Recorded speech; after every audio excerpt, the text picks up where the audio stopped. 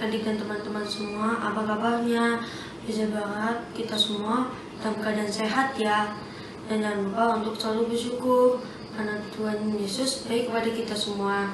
Mari kita ikuti bina iman anak kita hari ini dari awal sampai selesai. Dan jangan lupa mengerjakan aktivitasnya ya. Tuhan Yesus memberkati kita semua. Mari teman-teman kita berdoa dulu sebelum mulai bina iman kita dalam nama Bapa dan Putra dan Roh Kudus. Amin. Tuhan Yesus yang baik, kami mengucap syukur atas berkat-berkat dan perlindungan-Mu pada kami setiap harinya. Pimpinlah kami pada hari ini mengikuti bina iman anak dari awal sampai akhir. Penuhilah kami dengan Roh Kudus agar dapat memahami dan melakukan firman Tuhan. Doa ini kami panjatkan dalam nama Tuhan Yesus Kristus. Amin. Dalam nama Bapa dan Putra dan Roh Kudus. Amin.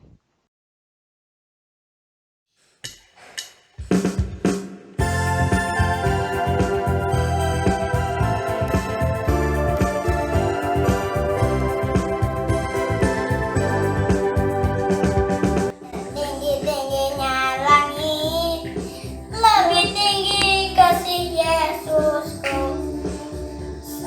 Dalam-dalam lautan, lebih dalam kasih Yesusku.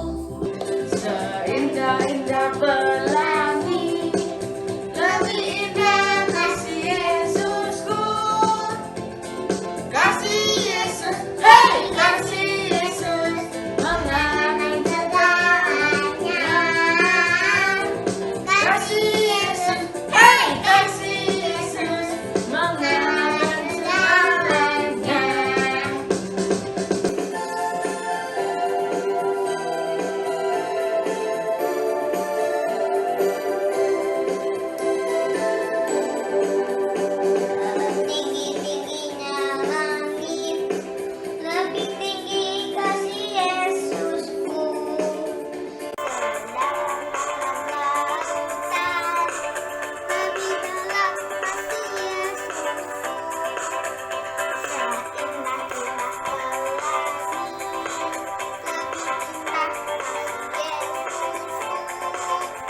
Yesus, oh kasih Yesus mengalahkan segalanya. Kasih Yesus, oh kasih Yesus mengalahkan segalanya.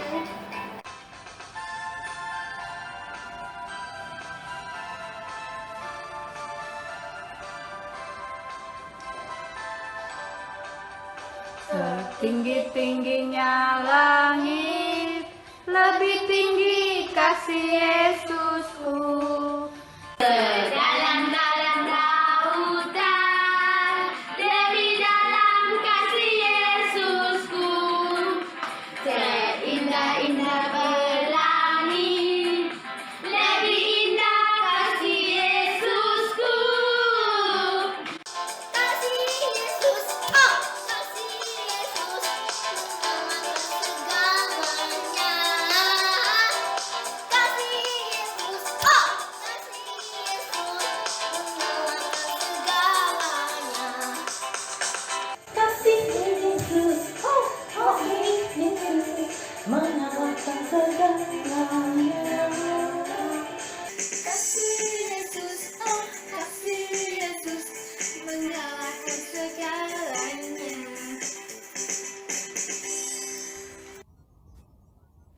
Bacaan Kitab Suci dari Injil Matius bab 13 ayat 1 sampai dengan 13.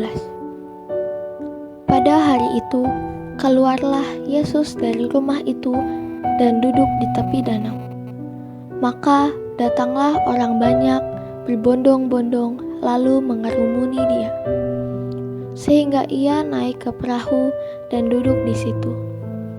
Sedangkan orang banyak semuanya berdiri di pantai. dan ia mengucapkan banyak hal dalam perumpamaan kepada mereka. Katanya, adalah seorang penabur keluar untuk menabur. Pada waktu ia menabur, sebagian benih itu jatuh di pinggir jalan, lalu datanglah burung dan memakannya sampai habis. Sebagian jatuh di tanah yang berbatu-batu, yang tidak banyak tanahnya. Lalu benih itu pun segera tumbuh karena tanahnya tipis. Tetapi sesudah matahari terbit, layulah ia dan menjadi kering karena tidak berakar. Sebagian lagi jatuh di tengah semak duri. Lalu makin besarlah semak itu dan menghimpitnya sampai mati. Dan sebagian jatuh di tanah yang baik, lalu berbuah. Ada yang 100 kali lipat, ada yang 60 kali lipat, ada yang 30 kali lipat. Siapa bertelinga, hendaklah ia mendengar. Maka datanglah murid-muridnya dan bertanya kepadanya, "Mengapa engkau berkata-kata kepada mereka dalam perumpamaan?" Jawab Yesus, "Kepadamu diberi karunia untuk mengetahui rahasia kerajaan surga, tetapi kepada mereka tidak. Karena siapa yang mempunyai, kepadanya akan diberi, sehingga ia berkelimpahan. Tetapi siapa yang tidak mempunyai, apapun juga yang ada padanya akan diambil daripadanya. Itulah sebabnya aku berkata-kata dalam perumpamaan kepada mereka. Karena sekalipun mereka melihat, mereka tidak melihat, dan sekalipun mendengar, mereka tidak mendengar dan tidak mengerti." Demikianlah Injil Tuhan. Terpujilah Kristus. Selamat hari Minggu adik-adik semua. Senang sekali bisa menyapa adik-adik, walaupun kita tidak bertatap muka. Kak Santi harap kalian semua sehat-sehat dan tetap semangat mengikuti Bina Iman Anak ya. Dalam mengajar, Tuhan Yesus seringkali menggunakan perumpamaan. Contohnya dalam bacaan Injil minggu ini, yang dibacakan oleh teman kalian Vanessa dengan sangat bagus tadi. Dalam perumpamaan tadi, benih yang ditaburkan tadi merupakan perumpamaan dari benih firman Tuhan yang ditaburkan oleh penabur, yang melukiskan seseorang yang memberitakan atau mengajarkan firman Tuhan, seperti pastor, guru bina iman, dan orang tua kita.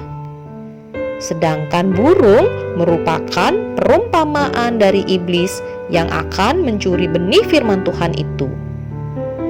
Nah, kakak jelaskan 4 perumpamaan tadi ya adik-adik.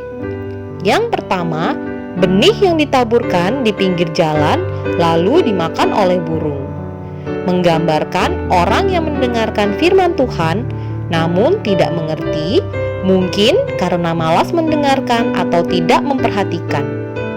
Akibatnya, firman itu dicuri oleh iblis dan iman orang tersebut tidak dapat bertumbuh, apalagi berbuah. Yang kedua, benih yang ditaburkan di tanah berbatu, menggambarkan orang yang mendengarkan firman Tuhan tapi tidak melakukannya, sehingga apabila ada pencobaan sedikit saja, imannya menjadi lemah. Contohnya, walaupun rajin ke gereja tapi tetap melakukan perbuatan yang Tuhan larang dan tidak taat kepada Tuhan maupun orang tua. Yang ketiga, benih yang ditaburkan di semak berduri, menggambarkan orang yang tidak tekun merenungkan dan melakukan firman Tuhan, sehingga imannya mudah digoyahkan dan berbalik dari Tuhan. Contohnya, tidak rajin membaca dan merenungkan firman Tuhan. Padahal firman Tuhan adalah kekuatan kita orang percaya. Dan yang keempat adalah perumpamaan benih yang ditaburkan di tanah yang baik, di mana tanah menggambarkan hati manusia, menjelaskan orang yang tekun merenungkan firman Tuhan dan melakukannya, sehingga imannya terus bertumbuh kuat dan menghasilkan buah-buah Roh Kudus dalam hidupnya, seperti penuh kasih, ada sukacita, ada damai sejahtera, sabar, suka berbuat baik kepada sesama, dapat menguasai diri, dan tidak suka marah-marah, serta setia kepada Tuhan. Nah, tugas perutusan untuk kalian dari bacaan ini adalah: 1. Kita jangan malas ke gereja atau mengikuti bina iman anak. Yang kedua, harus tekun membaca firman Tuhan setiap hari dan merenungkannya. Yang ketiga, berdoalah minta bimbingan Roh Kudus dalam memahami firman Tuhan yang kita baca atau kita dengar. Yang keempat, taat kepada Tuhan dan orang tua. Terima kasih adik-adik sudah mengikuti Bina Iman kita hari ini. Jadilah pendengar dan pelaku firman Tuhan ya. Tuhan Yesus memberkati kita semua.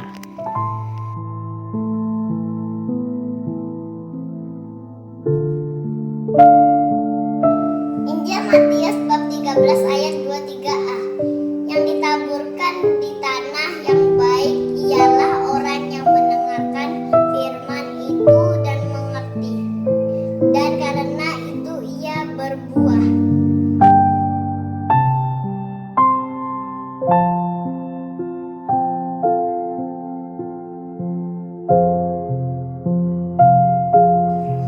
Matius bab 13 ayat 23a. Yang ditaburkan di tanah yang baik ialah orang yang mendengar firman itu dan mengerti, dan karena itu dia berbuah.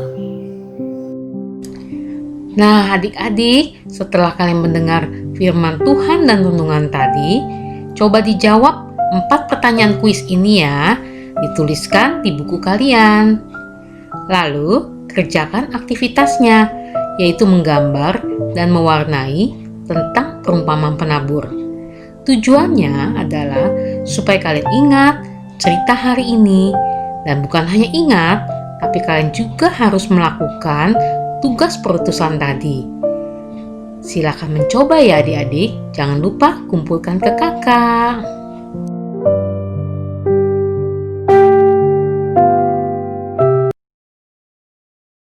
Mari teman-teman, kita akhiri Bina Iman anak kita ini dengan doa syukur kehadiratnya. Dalam nama Bapa dan Putra dan Roh Kudus. Amin. Allah Bapa, terima kasih telah mengingatkan kami agar rajin berdoa dan membaca firman Tuhan. Bimbinglah kami, ya Roh Kudus, agar kami memiliki iman yang kuat sehingga dapat berbuat yang baik bagi Tuhan dan sesama. Doa ini kami panjatkan dalam nama Tuhan Yesus. Amin. Kepada Allah Bapa dan Putra dan Roh Kudus, seperti pada permulaan, sekarang, selalu, dan sepanjang segala abad. Amin. Dalam nama Bapa dan Putra dan Roh Kudus. Amin.